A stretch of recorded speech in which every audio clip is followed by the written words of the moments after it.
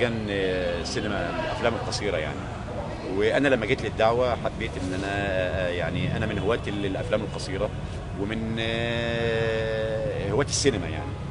فجيت فلقيت ما فيش حاجه يعني، ما فيش حد بيقابل حد، ما فيش حد عنده معلومه عن حاجه، ما فيش نظام، ما فيش جمهور، المسرح متداس، الصاله في حاله عشوائيه، اللي بيخرج بيخرج واللي بيدخل بيدخل، وكل واحد يصرح تصريح، لدرجه ان وصلنا تصريحات ان المحافظه تخلت عن رعايتها للمهرجان.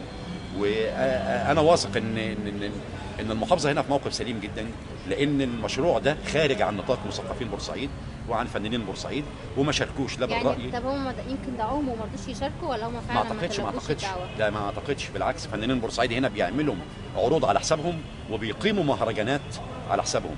في عندنا مهرجان المينو دراما اللي الاستاذ ابراهيم فهمي بيعمله، ده بيجي له من كل انحاء، الثقافه بتتعاون مع المحافظه، الناس بتيجي بتعرف مين اللي هتقابل مين، فين لجنه النقاد، فين لجنه التحكيم، فين اماكن الاقامه، فين اماكن الاعاشه. وجه بورسعيد بيبقى مشرف، بيبقى في استعداد لاقامه المهرجان ده علشان نعلن من خلاله الواجهه الثقافيه والحضاريه لبورسعيد.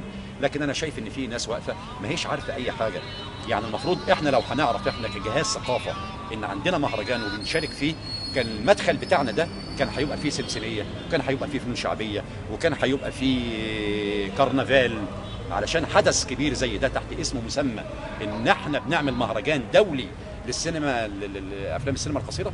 انا شايف ان ده نوع من الدجل ونوع من الكسب الاعلامي او الكسب المادي، بعيدا كل البعد عن الواجهه الحضاريه والثقافيه لبورسعيد. يعني حضرتك مش بتلوم المحافظ على انه ما رعاش المؤتمر ده؟ لا لا لا، بالعكس بالعكس.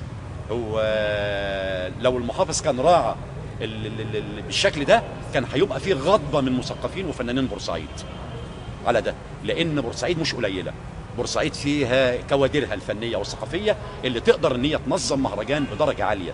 هتتلاقي ان في ناس بتستقبل ناس وناس واقفه مع ناس، والمسرح مجهز وكل شيء بتوقيت، اماكن الاقامه معروفه، اماكن الاعاشه معروفه، البرنامج معروف، في ناس بتستقبل لجنه النقاد، في ناس بتستقبل لجنه التحكيم، في ناس مسؤوله عن عرض فني يقام احتفالا بالمناسبه دي. لكن فين احنا؟